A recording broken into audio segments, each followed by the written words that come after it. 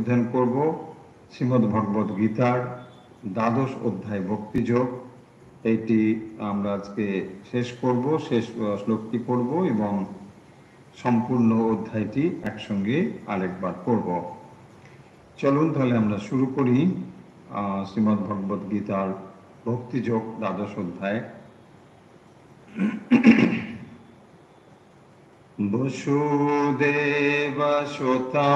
দেবং কংসচাণূরমর্দনম দেবকী পরমানন্দম কৃষ্ণং বন্দে জগদ্গুরুম। শ্রীমদ্ ভগবত গীতার দ্বাদশ অধ্যায়টি হল ভক্তিযোগ। এই অধ্যায়ে ভগবান একজন ভক্তর কি রকম লক্ষণ হওয়া উচিত বা ভক্ত কেমন হবেন সেই বিষয়ে তিনি এই অধ্যায়ে বলছেন। আমরা এই অধ্যায়ে ভক্তের বেশ কয়েকটি গুণের কথা ইতিমধ্যেই আলোচনা করেছি। আজ আমরা এই অধ্যায়ের শেষ যে শ্লোকটি অর্থাৎ 20 নম্বর যে শ্লোক, এইটি আজকে আগে আলোচনা করব বলেছি এবং তারপর আমরা সমগ্র অধ্যায়টি দেখব। 20 নম্বর শ্লোকে যে 20 নম্বর শ্লোকে এই অধ্যায়টি সম্পূর্ণ করা হয়েছে এবং সেই শ্লোকটি আমরা আজকে প্রথম পড়ব। ये तो धर्मामृतमिदं यथोक्तं पर्युपासते श्रद्धाना मत्परमा भक्तास्तेऽतीव मे प्रियाः। ये तु धर्मामृतमिदं यथोक्तं पर्युपासते শ্রদ্ধানা মৎপরমা ভক্তাস্তেতীব মে প্রিয়াঃ। এর অর্থ হলো ये तु ভক্তাঃ শ্রদ্ধানাঃ শ্রদ্ধানাঃ ভক্তা।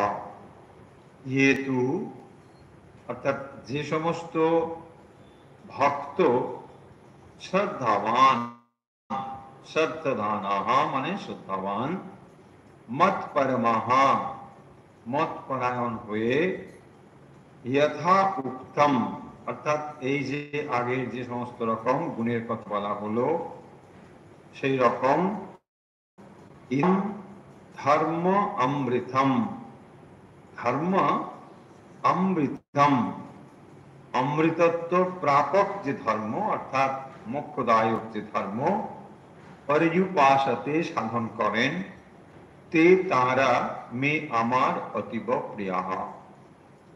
তাহলে ভগবান এখানে স্পষ্টতই এই শ্লোকের দ্বারা বলছেন যে যে সমস্ত ভক্ত শ্রদ্ধানা মৎপরমা, তাহলে ভক্ত কিরকম ভক্ত? ভক্তাঃ শ্রদ্ধানাঃ শ্রদ্ধাবান ভক্ত এবং মত পরমা মানে মত পরায়ণ, ভগবত পরায়ণ হয়ে শ্রদ্ধাযুক্ত হয়ে যে সমস্ত ভক্ত।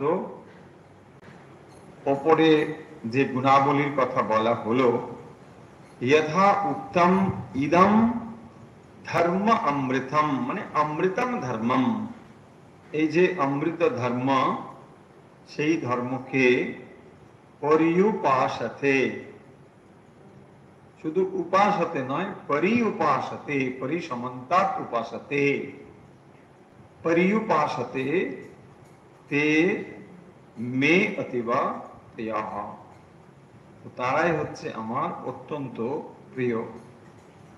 আগে ভগবান এরকম করেই বলেছেন যে আমার প্রিয় ভক্তকে, এখন বলছেন অতীব মে প্রিয়াঃ, আমার অত্যন্ত প্রিয় হচ্ছে তারাই যে যারা এই ধর্ম অমৃতম ইদম ইদম অমৃতম ধর্মম, আমার এই যে অমৃতত্বরূপ ধর্ম অর্থাৎ মোক্ষ সাধন, সেই সাধনকে শ্রদ্ধাধানা মৎপরমা, শ্রদ্ধাযুক্ত হয়ে মৎপরায়ণ হয়ে যে সমস্ত ভক্ত পরিউপাসতে এর উপাসনা করে থাকেন বা সাধন করে থাকেন, সেই হচ্ছে আমার অত্যন্ত প্রিয়।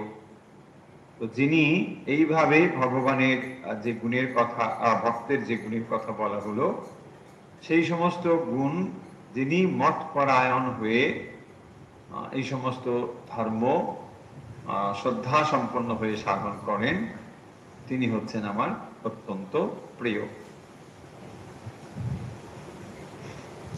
আমরা পড়ছিলাম ভক্তি যোগের 12 নম্বর অধ্যায়, ভগবদ গীতার 12 নম্বর অধ্যায় ভক্তি যোগ।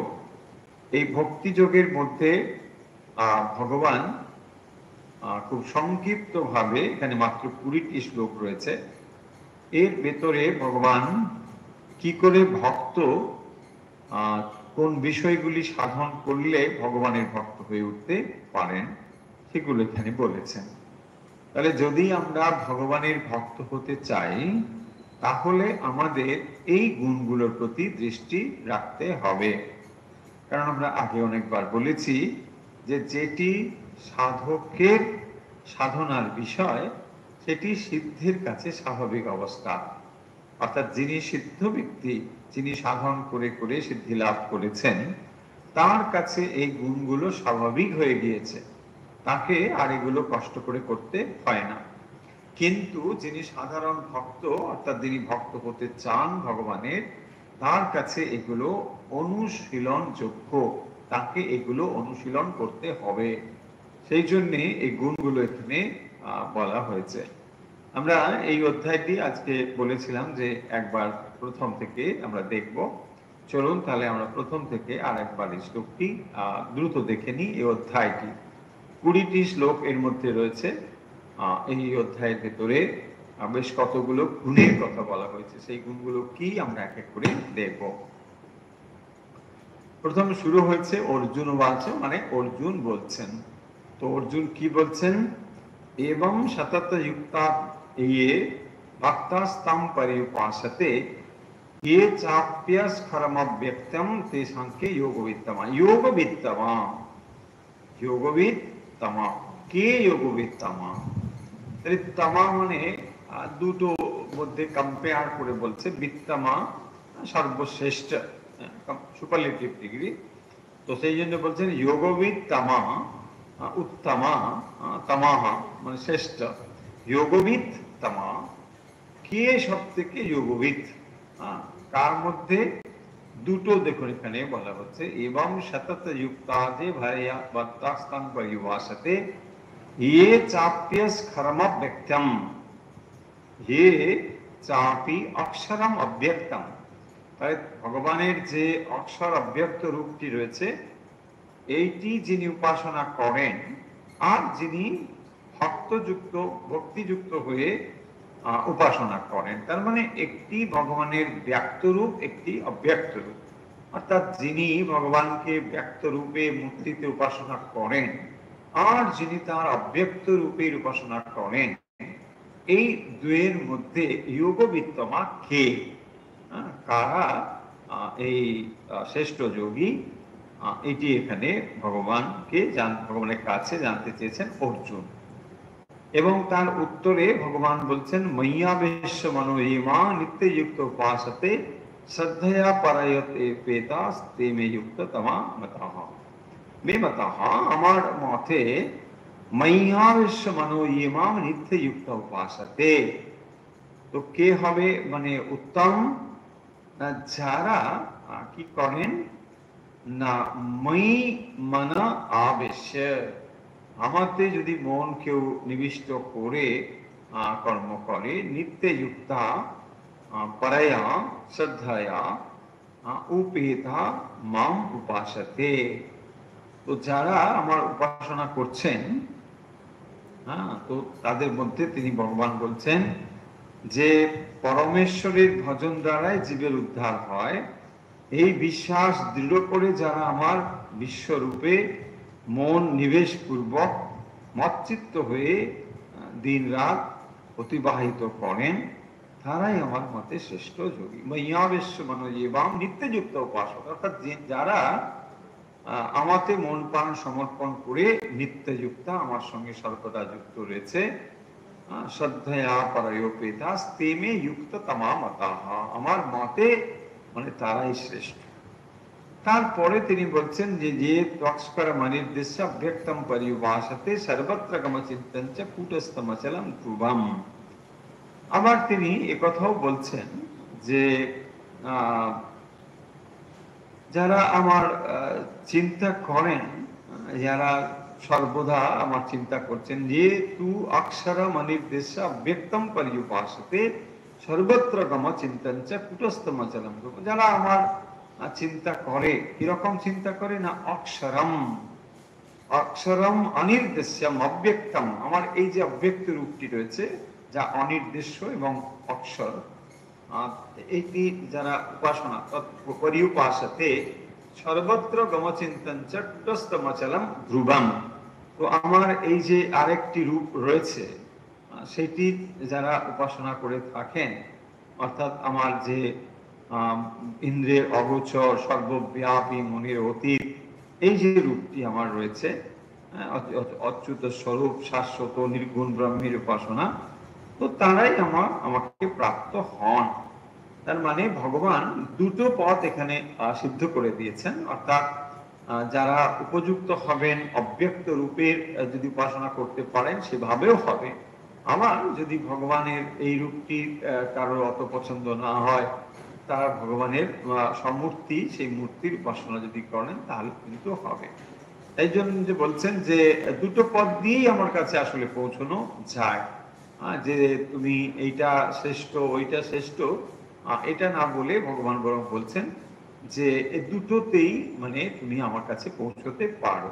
তবে কোনটি তাহলে সরাসরি তিনি শ্রেয়, তাহলে কোনটাকে বলছেন দেখুন, ক্লেশোধিকতরস্তেষাম অব্যক্তাসক্ত চেতসাম অব্যক্তাহি গতির দুঃখম দেহবদ্ভির অবাপ্যতে। এখানে এসে তিনি স্পষ্টতই বলছেন যে ক্লেশোধিকতরস্তেষাম, তেষাম ক্লেশোধরস্তরস্তা, কোনটা ক্লেশোধর, ক্লেশ অধিকতর না যেটি তিনি এই যে অব্যক্ত চেতসাম, যখন আসক্ত রয়েছে দেহ বুদ্ধিযুক্ত যারা, তো দেহাভিমানী ব্যক্তি যারা, তো তাদের পক্ষে এই নির্গুণ ব্রহ্মের উপাসনা কিন্তু দুঃখম, অত্যন্ত দুঃখকর। ক্লেশোধিকতর তেষাম অব্যক্তাহি গতির দুঃখম দেহবদ্ভির অবাপ্যতে। দেহবদ্ভি, যাদের মধ্যে দেহ বুদ্ধি রয়েছে তাদের ক্ষেত্রে অব্যক্তাহি গতির দুঃখম, তো সেটি কিন্তু আসলে দুঃখ নিয়ে আসে। কেন নিয়ে আসে আমরা কিন্তু ইন ডিটেলস এগুলো আলোচনা করেছি। যদি আপনারা কেউ এটি নতুন শুনে থাকেন তাহলে প্লে লিস্টে গিয়ে একটু শুনে নিলে এগুলো সব পেয়ে যাবেন।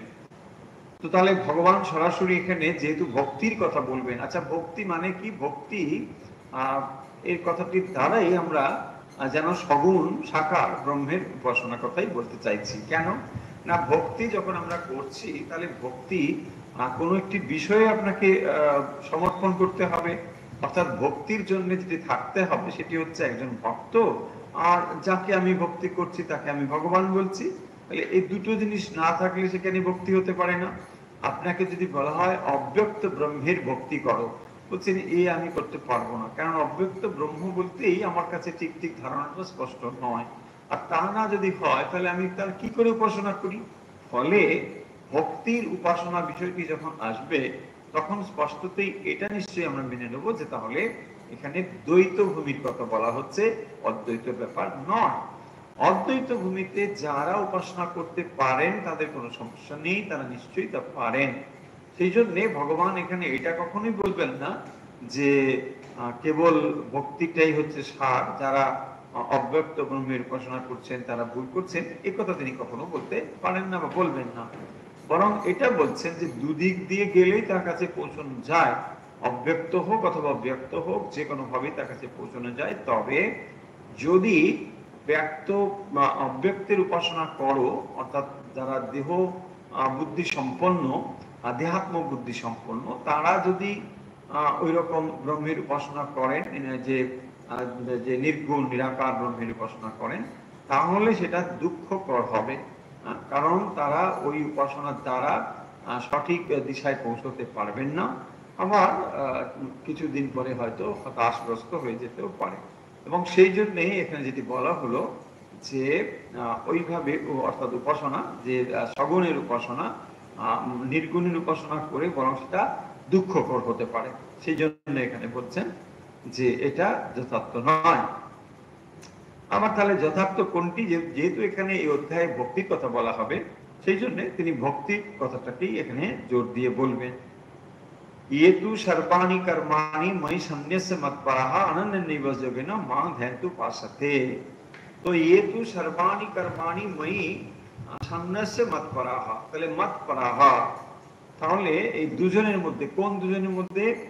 যারা অব্যক্ত ব্রহ্মের উপাসনা করছেন আর যারা ব্যক্ত ব্রহ্মের উপাসনা করছেন, এই দুয়ের মধ্যে ये तु सर्वाणि कर्माणि मयि सन्न्यस्य मत्परः, যারা কি করে সমস্ত কর্ম সমর্পণ করে সন্ন্যাস্য মৎপরাহ, মৎপরায়ণ হয়েছেন, অনন্যেনৈব যোগেন মাম ধ্যায়ন্ত উপাসতে।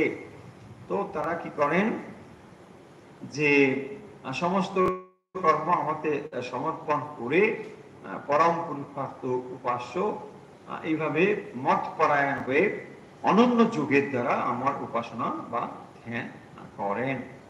তেষামহং সমুদ্ধত্তা মৃত্যু সংসার সারগরা ভবামিনা চিরাৎপাত্য মইয়া বেশুত চেতসাম। এটা তো সিম্পল। তো তিনি এটা বলছেন যে যদি, তাহলে 6-7 দিয়ে কি কথা দাঁড়ালো? হেতু সর্বাণি কর্মাণি ময়ি সন্ন্যাস মৎপরাহ। তাহলে এখানে যেটি জোর দেওয়া হলো, হেতু সমস্ত সর্বাণি কর্মাণি, সমস্ত কর্ম, ময়ি সন্ন্যাস মৎপরাহ, সেই কর্মগুলোকে ত্যাগ করে যিনি মৎপরায়ণ হয়েছেন, মৎপরাহ অনন্যেনৈব যোগেন মাম ধ্যায়ন্ত উপাসতে।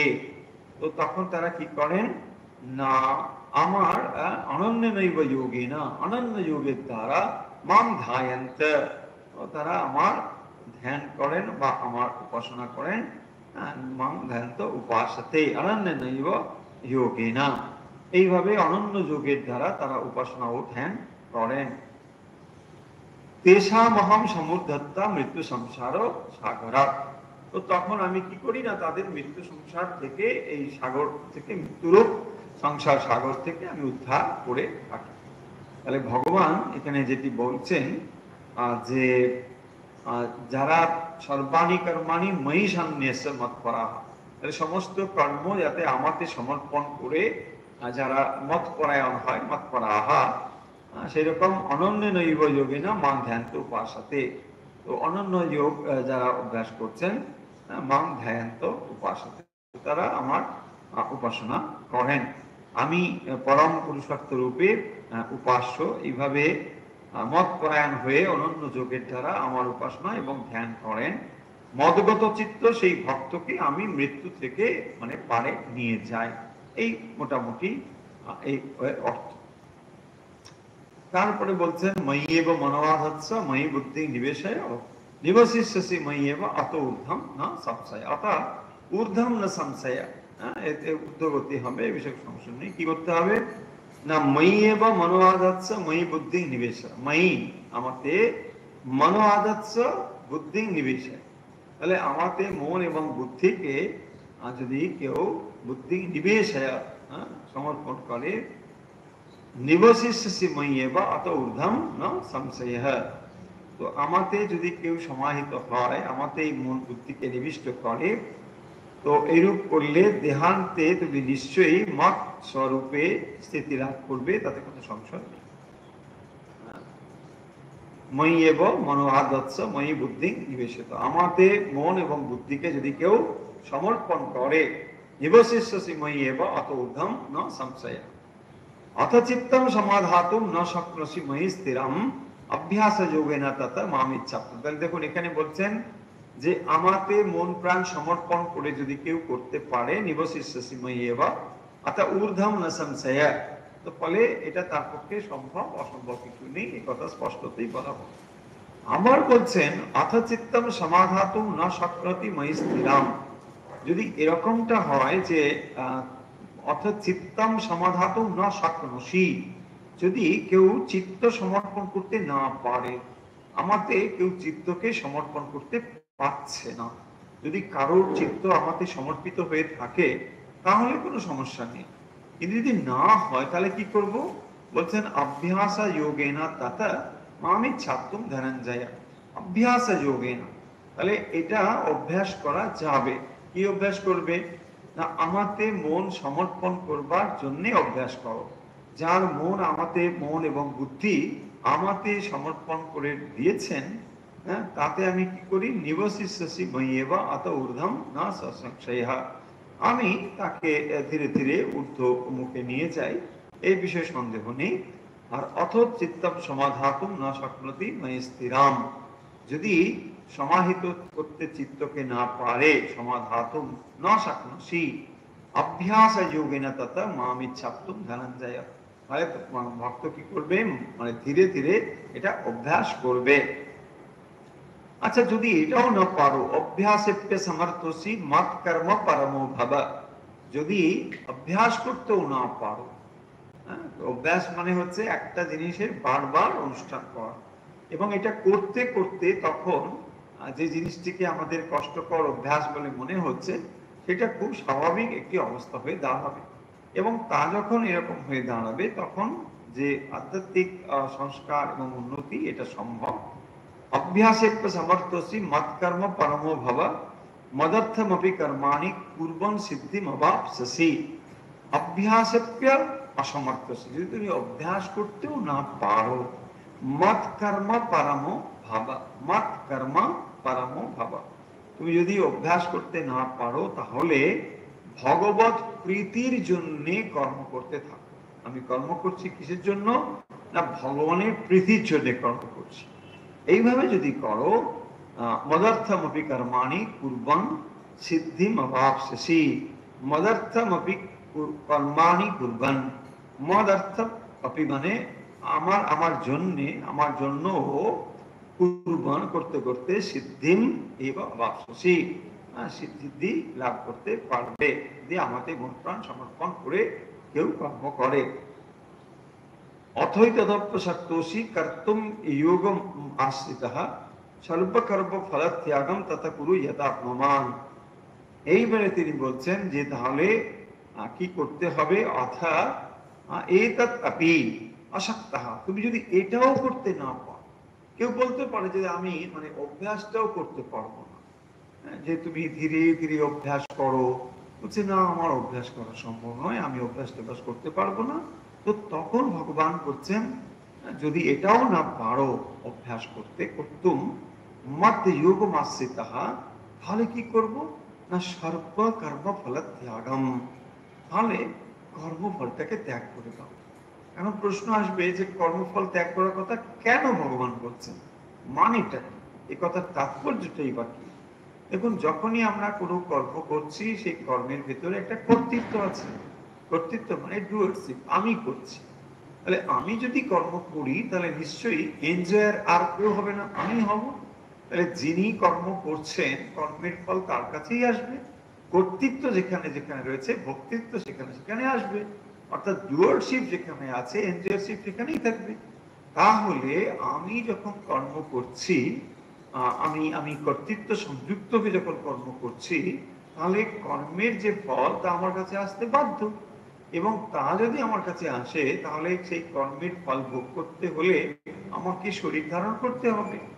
যদি এমন হয় যে এই কর্মের ফল ভোগ করতে হলে আমাকে আবার কয়েকবার জন্ম নিতে হবে, তাহলে আমাকে তাই করতে হবে। প্রশ্ন হলো তাহলে আমরা এই কর্মের বন্ধন থেকে বেরোবো কি করে?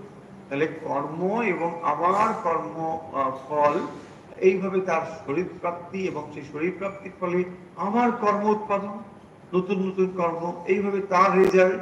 ফলে এটি একটি চক্রের মতো অনবরত ঘুরতে থাকবে, একটা এন্ডলেস ব্যাপার চলতে থাকবে।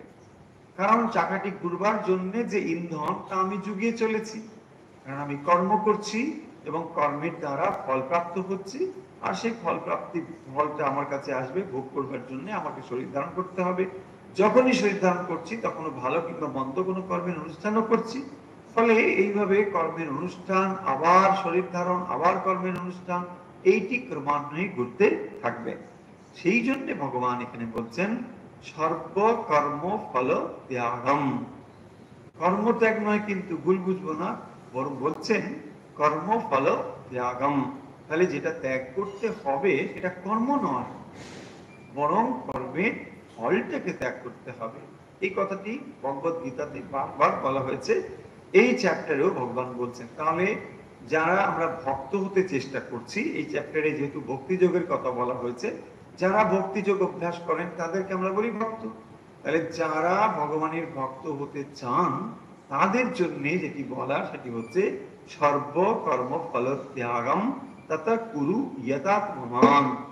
তো যারা আত্মসংযম করেছেন ইত্যাদি, সর্বকর্ম ফল ত্যাগম, সমস্ত কর্মফল ত্যাগ করে তথা কুরু ইয়তাত্মমান, সমস্ত কর্মের ফল ভগবানে ত্যাগ করতে হবে। শ্রেয় হি জ্ঞানাভ্যাসাৎ জ্ঞানাৎ ধ্যানাং বিশিষ্যতে ধ্যানাৎ কর্ম ফল ত্যাগ ত্যাগা শান্তির অনন্তর। আমরা এটা আগে বলেছি, শ্রেয় হি জ্ঞানাভ্যাসাৎ জ্ঞানাৎ ধ্যানাং বিশিষ্য। তাহলে কতগুলো জিনিস দাঁড়ালো। কি জিনিসটা দাঁড়ালো দেখুন, একটা হচ্ছে জ্ঞান, তারপরে বলছেন জ্ঞানের থেকে ধ্যান, হ্যাঁ, তারপরে ধ্যান, ধ্যানের থেকে বলছেন সর্বকর্ম ফল ত্যাগ। এখানে তাহলে এগুলোকে একটা থেকে আরেকটা শ্রেয় এইটা বলছেন। কোনটার থেকে কোনটা শ্রেয় দেখুন, জ্ঞানম অভ্যাসাৎ জ্ঞানাৎ ধ্যানম বিশিষ্যতে। আচ্ছা, তাহলে জ্ঞান এবং অভ্যাস এই দুটোর মধ্যে বলছেন জ্ঞানম অভ্যাসাৎ জ্ঞানম জ্ঞানাৎ ধ্যানম বিশিষ্যতে। তাহলে জ্ঞান এবং অভ্যাস, জ্ঞান এবং অভ্যাস এর মধ্যে জ্ঞানাৎ ধ্যানম বিশিষ্যতে, জ্ঞানের থেকে ধ্যানকে বিশিষ্ট বলা হয়েছে। তার মানে এই যে জ্ঞান, এই জ্ঞান মানে কেবল থিওরিটিক্যাল নলেজ, এই জ্ঞান মানে পূর্ণ ব্রহ্মজ্ঞান এটা নয়। এখানে জ্ঞান শব্দের অর্থ হচ্ছে কেবল থিওরিটিক্যাল নলেজ। তাহলে যখনই আমি কোনো আধ্যাত্মিক বিষয়ে কেবল থিওরিটিক্যালি বুঝি, তার দ্বারা আমার কিছু হবে না। সেই জন্য বলছেন জ্ঞানাৎ ধ্যানম বিশিষ্যতে। যখন আপনি সেই জ্ঞানটিকে ধ্যানের ভেতর দিয়ে নিয়ে যাওয়ার চেষ্টা করছেন, হ্যাঁ, সেই জন্য বলছেন যে এটা কিন্তু কেবল জ্ঞানের থেকে ধ্যান বিশিষ্ট। কেন শ্রেষ্ঠ? কেন না, এখানে কেবলমাত্র ওই যে নলেজ, থিওরিটিক্যাল নলেজ, এটার ব্যাপার নেই, এটাকে আরো প্র্যাকটিক্যাল বা গভীরের দিকে যাওয়া হয়েছে। সেই জন্য এখানে স্পষ্টত বলছেন জ্ঞানাৎ ধ্যানম বিশিষ্যতে। আবার বলছেন ধ্যানাৎ কর্মফল ত্যাগম। তাহলে ধ্যানের থেকেও বড় হলো কর্মফল ত্যাগ। এখন আপনার মনে প্রশ্ন আসতে পারে যে কেন ধ্যানের থেকে কর্মফল ত্যাগকে শ্রেষ্ঠ বলা হয়েছে? ধ্যান বললে তো ঠিকই ছিল, ধ্যান করলো একদম, ধ্যান ট্যাগ করে তো তারপরে সে আত্মজ্ঞান লাভের দিকে যেতে পারে, একদম ঠিক কথাই। কিন্তু এখানে আমরা দেখতে পাবো ধ্যানাৎ কর্মফল ত্যাগ, এটাকে কিন্তু মানে বিশিষ্ট বলা হচ্ছে। ওয়াই? দেখুন, ধ্যান তখনই আপনি সফল হবেন ধ্যানে যদি কর্মফলকে ত্যাগ করতে পারেন। কর্মফল ত্যাগ না হলে আপনি ধ্যানে সফল হতে পারবেন না। এখন কেন এটা হবে? দেখুন, আমরা সকলেই মেডিটেশনের চেষ্টা করি, কম বেশি অনেকে আমরা ভাবছি এখন মেডিটেশন করতে হবে ইত্যাদি ইত্যাদি। এখন চারিদিকে মেডিটেশন ওয়ার্ডটা সারা ওয়ার্ল্ড একটা মানে নোন ওয়ার্ড, এবং এটা খুব মানে বহুল চর্চিত একটা শব্দ, মেডিটেশন মেডিটেশন। এখন মেডিটেশন কি সত্যি মানে এত ইজি ব্যাপার? যেভাবে আমাদের দেখবেন বিভিন্ন জায়গাতে মেডিটেশন শেখানো হয় ইত্যাদি ইত্যাদি, package meditation, so it is not so easy. Why? প্রথম আমাদের জানতে হবে মেডিটেশনের লক্ষ্য কি, কেন আপনি মেডিটেশন করতে চাইছেন।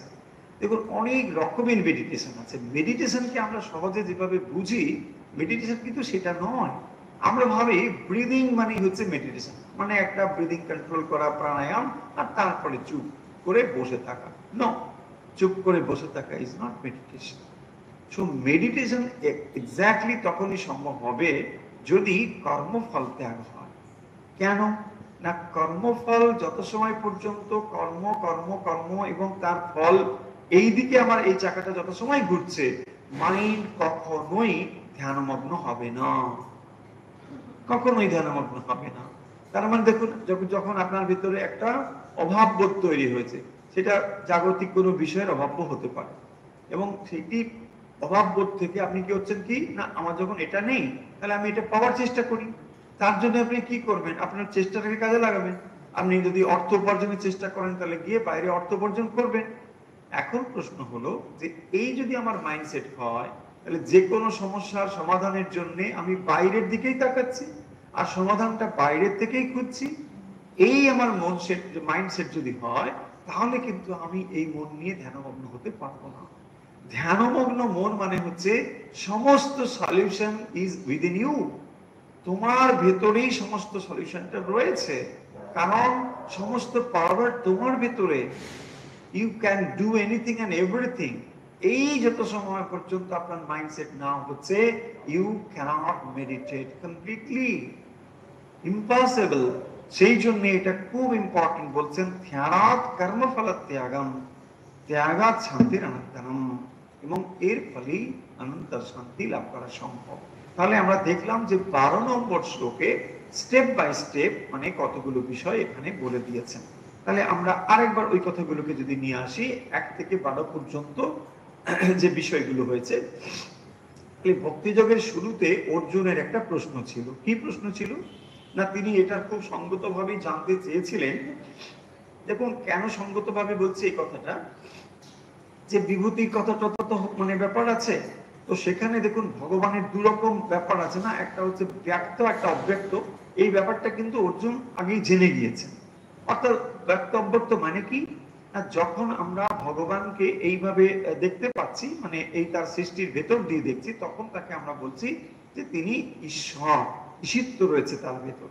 কিন্তু স্বরূপত তিনি কিরকম না, নির্গুণ নিরাকার। তাহলে যিনি নির্গুণ নিরাকার, তিনি আবার সগুণ সাকারও বটে। এই জায়গায় এসে অর্জুনের প্রশ্ন হয়েছিল যে তাহলে আমি নির্গুণের উপাসনা করব নাকি সগুণের উপাসনা করব। দেখুন এই কথাটি তিনি স্পষ্টতেই ভগবানের কাছে জানতে চেয়েছেন। তখন ভগবান বলছেন, দেখো দুটোতেই আমার কাছে পৌঁছানো যাবে। তুমি যদি দুটোকে ঠিক ঠিক ভাবে অনুশীলন কেউ করতে পারে, তাহলে কিন্তু এর রেজাল্ট মানে আমাকে যে প্রাপ্তি এটা হতে পারে। তার মানে সংসার চক্রে পারে সে যেতে পারবে। কিন্তু কথা হলো, যদি কেউ অব্যক্তির উপাসনা করেন, মানে নির্গুণ নিরাকারের উপাসনা করেন, তার ক্ষেত্রে কিন্তু এটা খুব কঠিন। কেন কঠিন? সকলেই কিন্তু এই ব্যাপারে কোয়ালিফাইড নয়। বিশেষ করে কারা কোয়ালিফাইড নয়? যারা এখনো দেহাত্ম বুদ্ধির পারে যেতে পারেননি। দেহাত্ম বুদ্ধি কাকে বলে? এই দেহটাই আমি বললে আমি কি বুঝি না, আমি এই বডি, আমি এই মাইন্ড, আমার মাইন্ড নয়, আমি এই মাইন্ড, আমার বডি নয়, আমি এই বডি। এর মধ্যে তফাৎ আছে। এই যে যাদের বোধটি রয়েছে তাকে বলা দেহাত্মবোধ। সো দেহাত্মবোধে যারা একেবারে প্রতিষ্ঠিত রয়েছেন, তাদের পক্ষে কিন্তু অব্যক্ত ব্রহ্মের উপাসনা করা অত্যন্ত দুঃখকর। কেন? দেখুন, আদর্শ এত একটা উচ্চ অবস্থা ধরে নেওয়া, যে স্টেজে আমার মাইন্ড যায় না, সেই অবস্থায় যদি এরকম একটি উচ্চ জিনিসকে ধরে নিই, তাহলে সম্ভাবনা হলো ওটাকে যদি না ধরতে পারি, তাহলে আমি কি করব না, আমি মানে অন্য একটা কিছুকে ধরে বাস আমি আমি আমি আদর্শটাকে ডাইলুটেড করে ফেলতে পারি, এই সম্ভাবনা রয়েছে। সেই জন্য বলা হয়েছে ক্লেশোধিকতরস্তেষাম, এটা অত্যন্ত ক্লেশধর, কারণ আমি এটা নিতে পারছি না। বরং দেখুন এখানে সুবিধে কি, আপনার কাছে একটি ব্যক্ত ঈশ্বর রয়েছে, তার মানে একটা ফর্ম আপনার কাছে রয়েছে। আপনি ভগবানের এনি ফর্ম, সেই ফর্মটাতে মাইন্ডে আপনি দিতে পারছেন। তার মানে এখানে সগুণ সাকার এসে গেল। সগুণ সাকারের আপনি উপাসনা করছেন, এখানে আপনি অনেক রকম ভেরিয়েশন পাবেন। কি পাবেন? ভগবানের মূর্তি রয়েছে আপনার কাছে, আপনি মূর্তির উপাসনা করলেন। হ্যাঁ, দরকার হলে আপনি তার মন্দিরে যাচ্ছেন, তার সম্পর্কে শাস্ত্র পাঠ করছেন, অনেক কিছু ব্যাপার রয়েছে। কিন্তু যখন তিনি নির্গুণ নিরাকার, আপনি এই সহায়তাগুলো তখন আর কোনোটাই পাবেন না। দেখুন, তাহলে এই সহায়তাগুলো যদি না পান, আর আপনার মাইন্ড যদি অত উচ্চ না হয়, তাহলে আপনি একটা বিরাট জিনিস ধারণা করে নিজেকে ক্ষতিগ্রস্তই করবেন। এই পয়েন্ট থেকে এটাকে বলা হয়েছে। কিন্তু এখানে ভক্তির কথা বলবেন, তাহলে কি বলবেন? বলছেন তার থেকে যারা ভগবানের সাকার রূপকে ধারণ করে উপাসনা করছেন, বরং তাদের একটা সুবিধে আছে। আশা করি আমরা এই পয়েন্টটা বুঝেছি। তারপরে ভগবান বলছেন, দেখো, শ্রেয়ই জ্ঞানমভ্যাসাৎ জ্ঞানাৎ ধ্যানম বিশিষ্যতে। তাহলে এমনি এমনি একটা জ্ঞান মানে কি, এখানে এখানে আমরা আগেই বলেছি এটা পূর্ণ জ্ঞান নয়, জাস্ট থিওরিটিক্যাল নলেজ। তার মানে কোন একটা বিষয়ে যদি আমি কেবল জানলাম আর তাতেই ভাবলাম আমি সব জেনে গেছি, নো। দেখুন এখানেই হচ্ছে তফাৎ। এখানে জানা মানে not only theoretical knowledge. Theoretical নলেজের দ্বারা অন্যান্য ক্ষেত্রে উপকার হলেও হতে পারে। ধরুন আপনি ম্যাথমেটিক্স জানতে চান, আপনি ফিজিক্স কেমিস্ট্রি পড়তে চান, আপনি বইগুলো পড়ুন, আপনার জানা হয়ে গেল, আপনি পরীক্ষায় লিখলেন, নম্বর পেয়ে গেলেন। এখানে কিন্তু ব্যাপারটা তা নয়। এখানে দুটো জিনিস আপনাকে স্পষ্টতই জানতে হবে।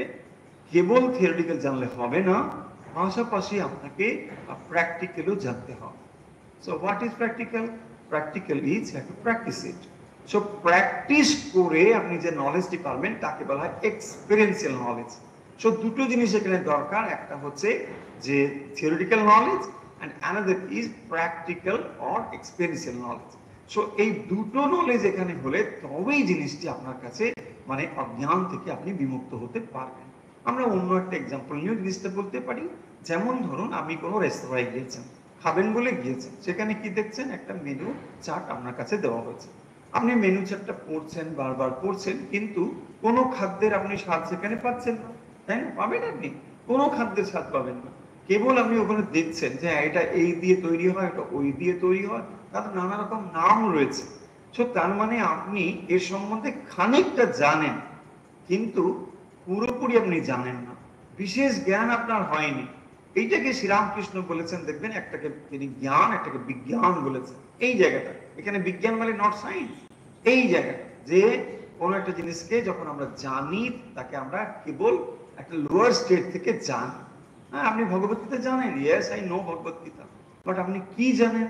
ভগবত গীতা তখনই আপনি জানেন যখন ভগবত গীতার বিষয়কে আপনি এক্সপিরিয়েন্স করেছেন, তখনই আপনি বিশেষ রূপে জানেন।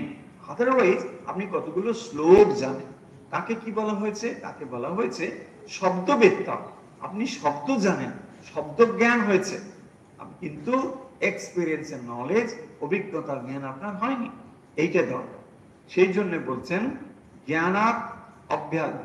জ্ঞানম অভ্যাসাৎ জ্ঞানাৎ ধ্যানম বিশিষ্যতে।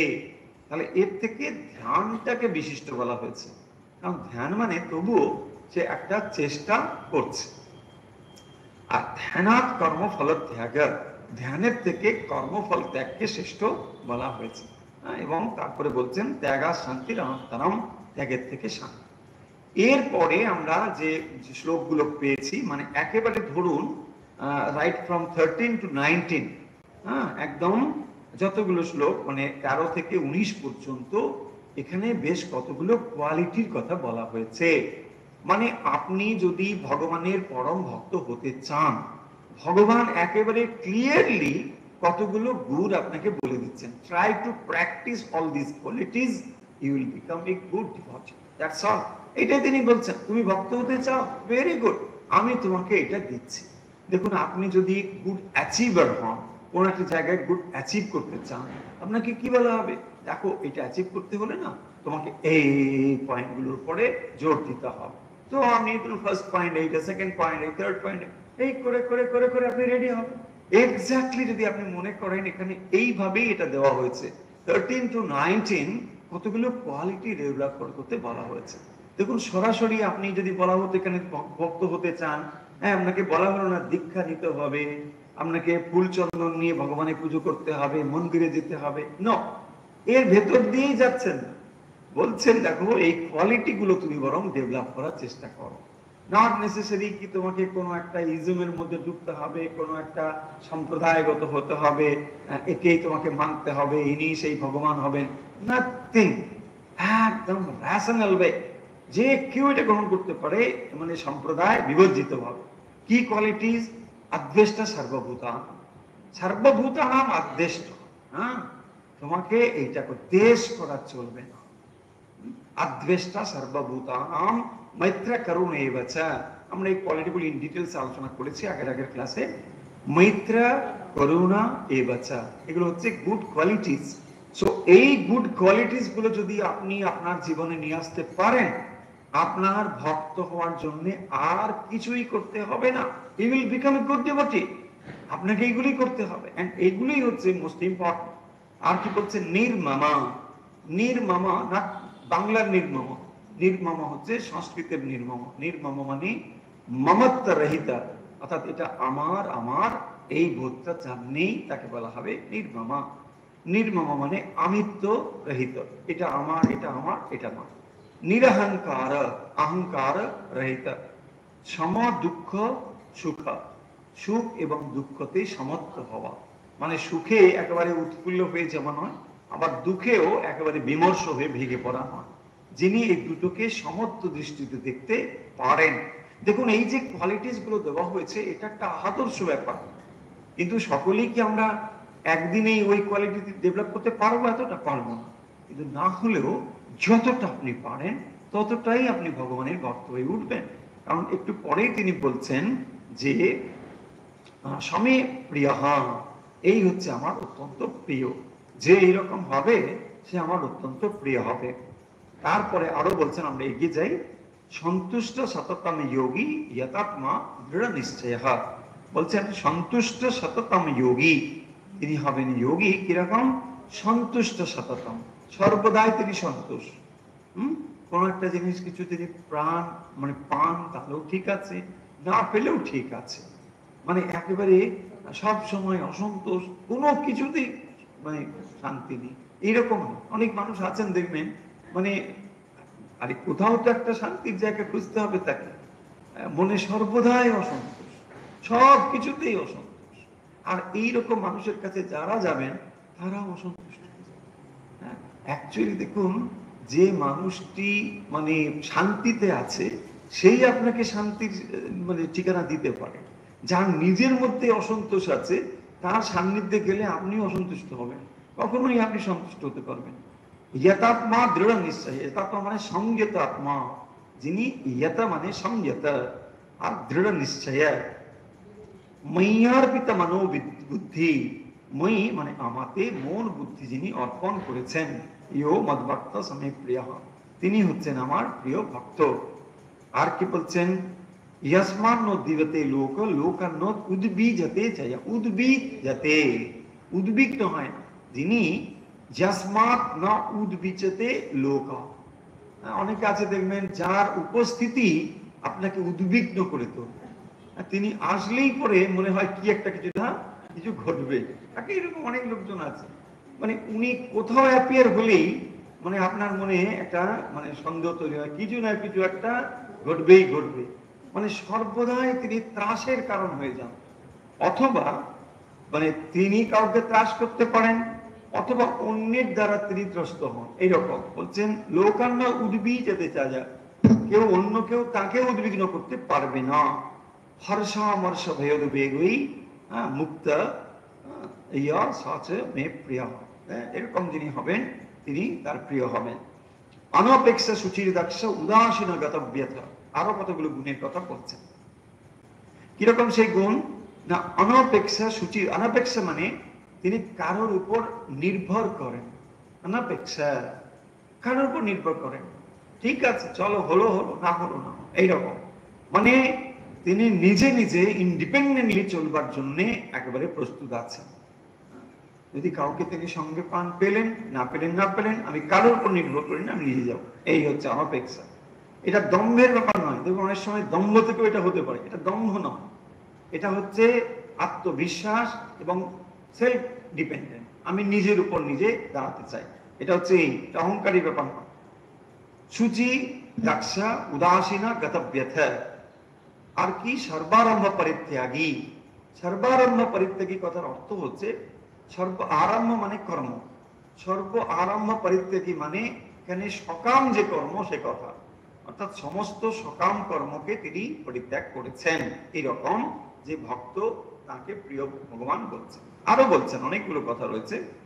ইয়ো ন হৃষ্যতি ন দৃষ্টি, দৃষ্টি দৃষ্টি মানে দেশ করা, আগেও বলা হয়েছে। ইয়ো ন হৃষ্যতি, যিনি মানে একেবারে যে হৃষ্ট হন না, কোনো কিছু একটা পেলে তিনি খুবই আনন্দিত হলেন এরকম না। মানুষ কিছু পেলে তো আনন্দিত হয় নিশ্চয়ই, কিন্তু এটা মাত্রাতিরিক্ত আনন্দের কথা বলা হচ্ছে, মানে একেবারে তিনি আনন্দে আত্মহারা হয়ে পেটে পড়ছেন, দিকবিদিক জ্ঞান শূন্য হয়ে গেল, হয়তো এত আনন্দ হয়েছে তার, মানে একটা কিছু করেই বসলো, হ্যাঁ, তাকে দুটো ছক দিয়ে দিল, কেন না আমি দেখ কি না কি হয়েছে, মানে অহংকারে এত মত্ত হয়ে গেল এই জায়গাটি। সেটাই বলেছেন, ইয়ো ন হৃষ্যতি নো দৃষ্টি নো শোচতি না কাঙ্ক্ষতি, তিনি শোকও করেন না আর আকাঙ্ক্ষাও করেন না।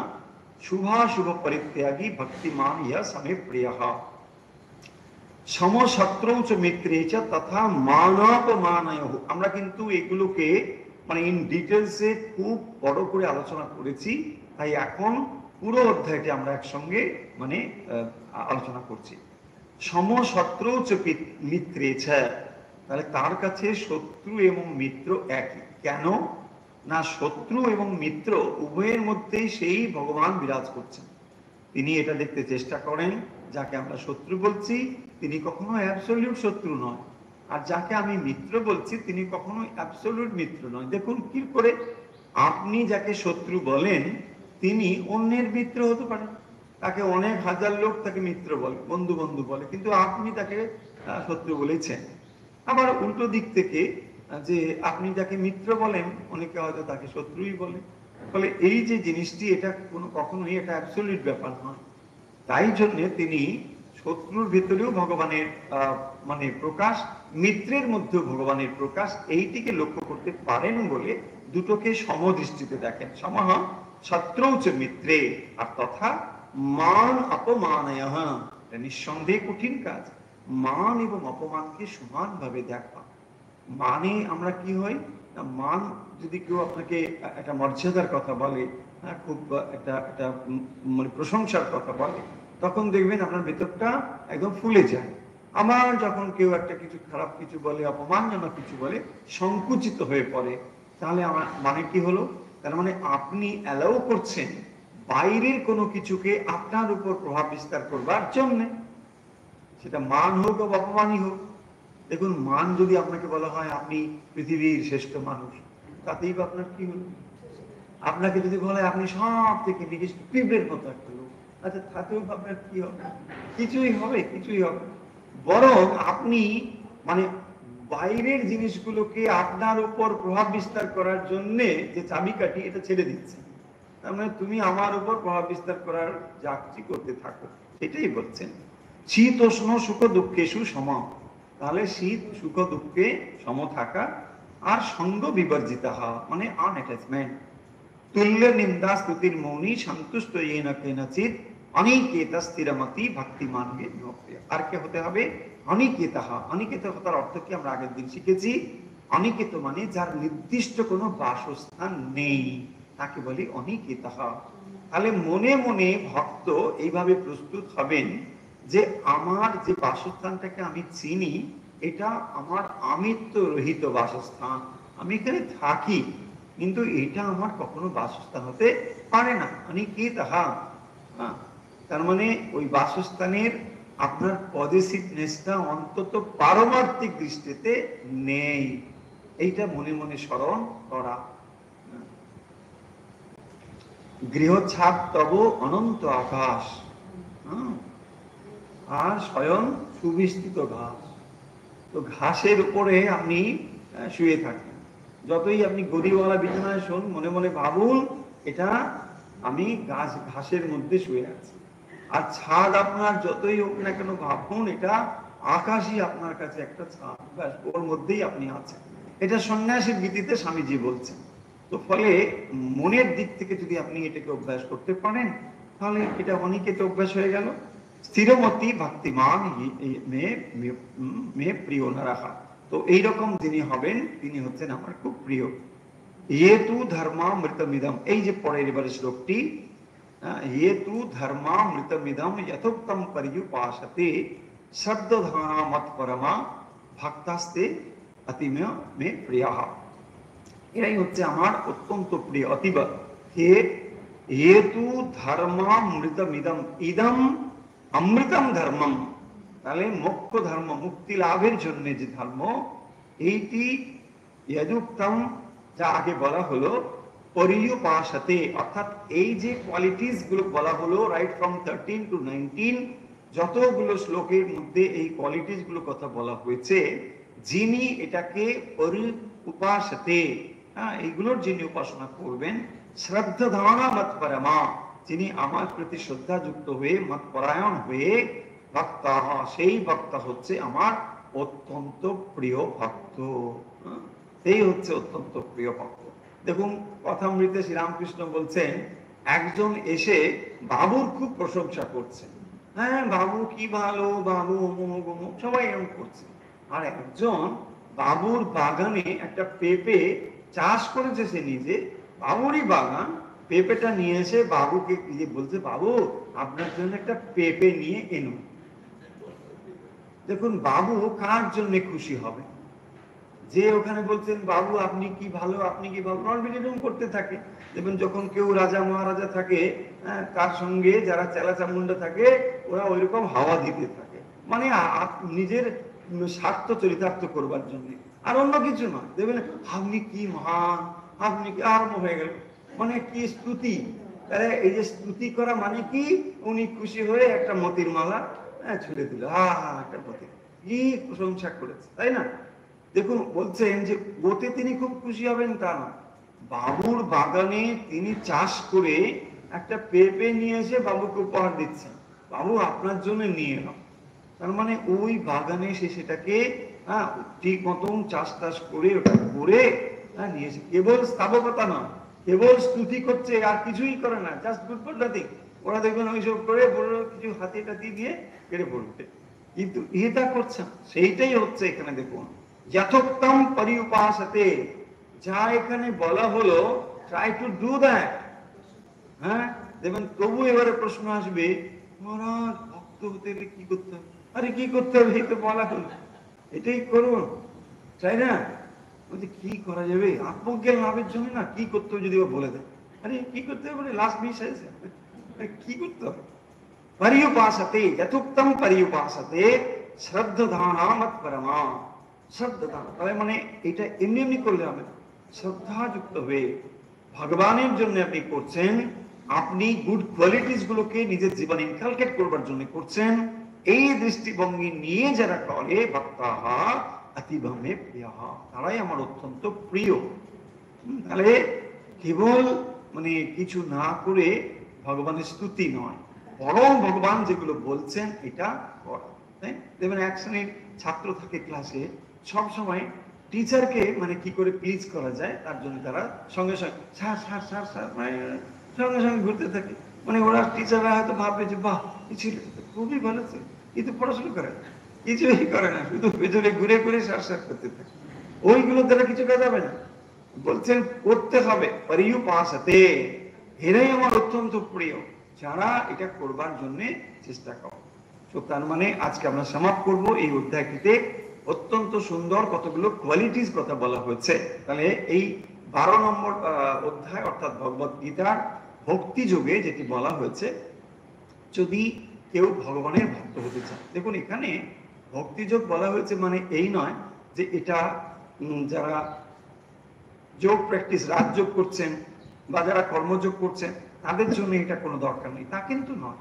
এই গুড কোয়ালিটিস গুলো যদি আমরা ডেভেলপ করতে পারি জীবনে, দেখুন এই সমস্ত গুলোকে 100% করতে গেলে আপনার মানে কত জন্ম যে লাগবে এটা মানে বিরাট একটা ব্যাপার, এটা আদর্শ ব্যাপার, কিন্তু তার যতটুকু আমরা করতে পারি, সেই জন্য ভগবত গীতাতে বলা হয়েছে স্বল্পম অপ্যস্য ধর্মস্য ত্রায়তে মতোভয়া, সামথিং অল্প একটু করুন, কারণ আপনি যে টার্গেটটা ধরেছেন এটা বিরাট টার্গেট, তার সামান্য যদি করতে পারেন, তার মানে আপনি ধরুন 100 মিটার রানে নাম দিয়ে হেরে গেছেন, তার থেকে আপনি অলিম্পিকে নাম দিয়ে হেরে গেছেন, এটা মর্যাদা, তাই না?